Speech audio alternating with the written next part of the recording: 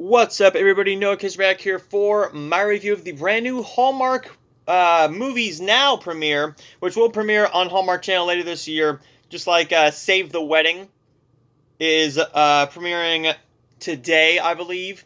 This is High Flying Romance, or Kite Festival of Love, as it's more commonly known in other places. This is a retitled movie, just like a lot of Hallmark films are not usually titled that. So, this is High Flying Romance. This is all about music teacher named Hannah finds unexpected love with Gavin after he and his daughter move back to town and participate in the annual Kite Festival. This stars Jessica Lowndes and Christopher Russell. Christopher Russell has been on a bit of a Hallmark high recently. And Jessica, we're going to get into that in just a minute. So, we're going to talk about the movie first, and then we're going to look at their other films that they've done for Hallmark Channel and rank them and give them a little bit of a mini review, even though they will be getting full reviews at some point if I haven't covered them already. So Kite Festival of Love is one that I really wanted to love.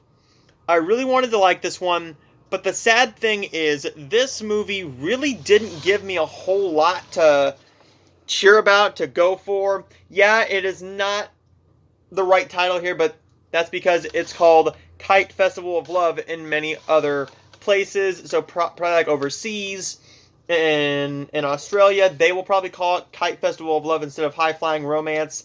I personally think that Kite Festival of Love is a lot better of a title. But anyways, the movie isn't all that great. It's good, but it's not great. And as a Hallmark person, clearly a major Hallmark fan, we know what we like. Now, there are some people who know what they like more than others.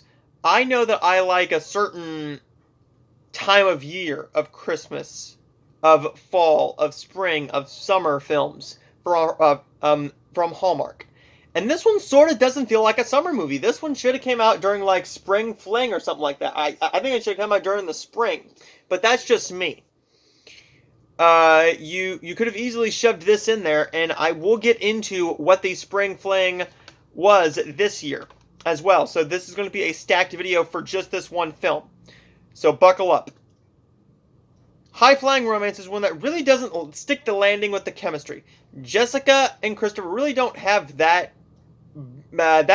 well of chemistry together to make it a believable romance story.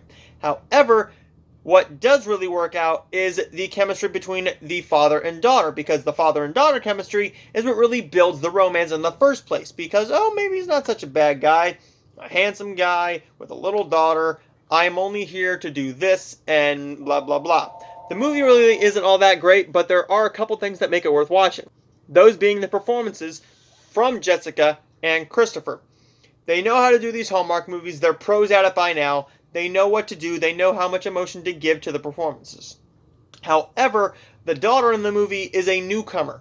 She's very just, I'm acting, and that's fine and all, but from a director who knows what they're doing, and from somebody who watches a lot of Hallmark films, this is one that really could have used a bit more fine-tuning with a lot of other aspects. That being the script. This is written and directed by Christy Will-Wolf. This is not her first rodeo with Hallmark. She has written and directed things for Hallmark, and this one is one of the weaker ones. So I don't know if they didn't believe in this movie, that it wouldn't do well in views, but her past 4 films, how many of these have I seen? From Hallmark, anyways, from Hallmark, because I've seen a good bit of them. Okay, so I guess we're looking at the director now, too. We have a Cookie Cutter Christmas, that's a good one. So You Said Yes, I haven't seen that one. A Wish for Christmas, Falling for Christmas, here we go. A Dash of Love, Eat, Play, Love, Harvest Love. I've seen Harvest Love and I've seen Eat, Play, Love. Harvest Love is a really good one with Jen Lilly. Jen Lilly, right? Jen Lilly? Yes, Jen Lilly and Ryan Pavey. Also, we have Yes, I Do. We've got Love Unleashed. I believe I've seen that one, but here we go with ones I've seen. Under the Moon in Love, again with Christopher Russell. She took a little break from Christopher Russell movies, with it being a Valentine's Match. Then we get into three films that came out within the last year, being Love in the Forecast with Cindy Busby and Christopher Russell. Really good movie, by the way. I thought that was one of the better movies of last year. With her also doing a Christmas film, Five Star Christmas, which I need to give a rewatch to. I don't know if I just wasn't feeling a Christmas movie that day, but it's one that I really need to give another shot, and I will later this Christmas and give my updated thoughts on that one. But this year she also came out with Chasing Waterfalls, also with Cindy Busby and Christopher Russell. So she really likes working with Christopher Russell. The movie here really just has this missing void to it. And I think it is just the chemistry just does not work between Jessica and Christopher. I wanted it to. I like both actors a lot. And with Jessica Lowndes just being in a Hallmark Christmas film, a Hallmark romance film this year, do I have the DVD with me? Yes, I do. With her just being in Mix Up in the Mediterranean this year with Jeremy Jordan, you can tell she knows what she's doing. She's done this genre, and she has worked in the genre for a good bit of time. Oh, and I did say that Christopher Russell was in Over the Moon in Love. I'm sorry, that was Wes Brown that was in that. The movie is well shot. It's well acted for the most part, but the chemistry just does not work, and the bits of comedy that try to sneak in there just aren't all that funny. But with that being said, I thought it was a pretty decent Hallmark film. Nothing great, nothing completely awful, but it's on the lower end of Hallmark tier for this year. It isn't like a Playing Cupid or a Baby It's Cold Outside. Even though I think that Baby It's Cold Outside was mismarketed and came out at the wrong time, you could have done this earlier. But overall, I'm going to give Kite Festival of Love a C. I thought a C+. I thought it was a good film, but it's just nothing that really makes me want to go back and watch it anytime soon. And I think that's why they put it on Hallmark Movies now. I think that's why they also did it with their original movie called A Feeling of Home, which I also didn't really care for. But Jessica Lowndes is not a newcomer to Hallmark, so I'm very curious what we're going to get from her, hopefully this Christmas. Because her first one was a Christmas film called Merry Matrimony. She did one in 2016 called A December Bride. Magical Christmas Ornaments. Yes, I Do. Christmas at Pemberley Manor. Over the Moon in Love. And Mix Up in the Mediterranean.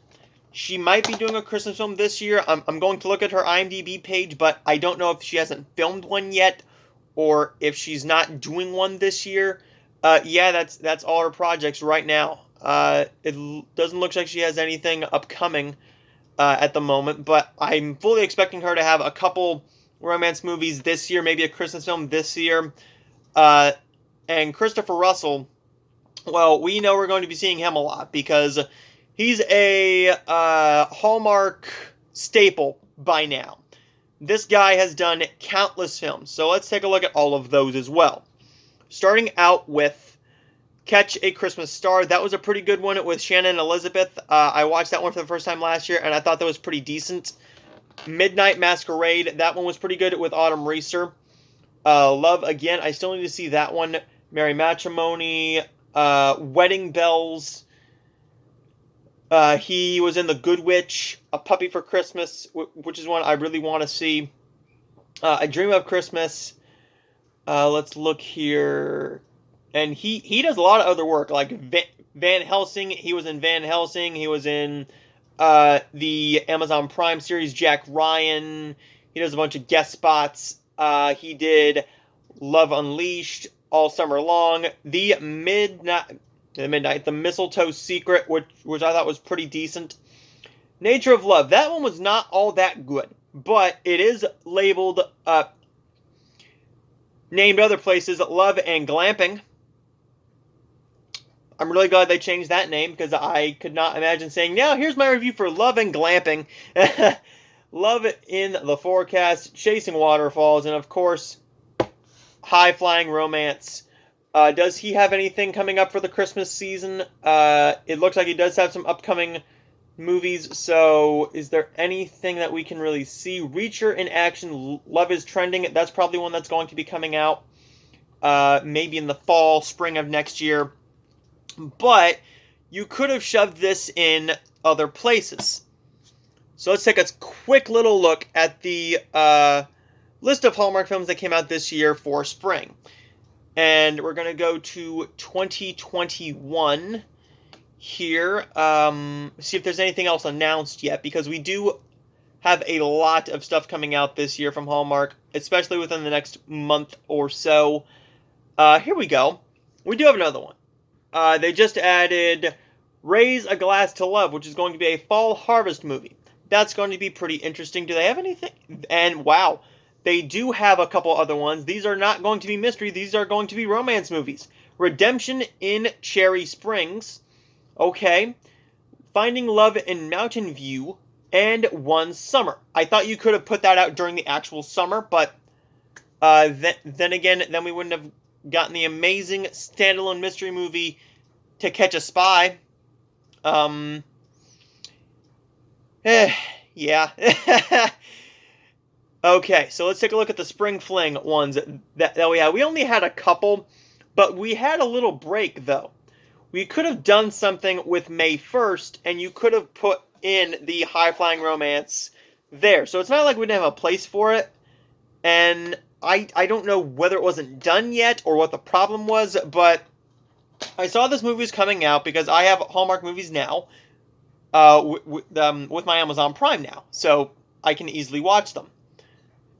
And I'm not paying for multiple things on different accounts and this and that and different passwords and all these other things that I gotta remember to pay for.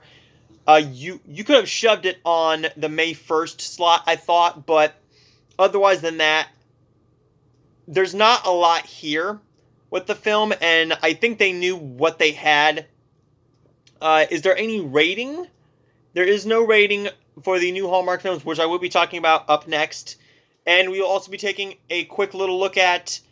actually, we're going to wait. We were going to look at the upcoming movies, but we're just going to wait until the end of August or maybe next week. So there you go, everybody. There's my review of High Flying Romance. Stay tuned for my review of Love for Real, as well as my review of Mystery 101 Deadly History, and another review for a Billy Crystal and Tiffany Haddish movie called Here Today. So I will see all of you guys next time.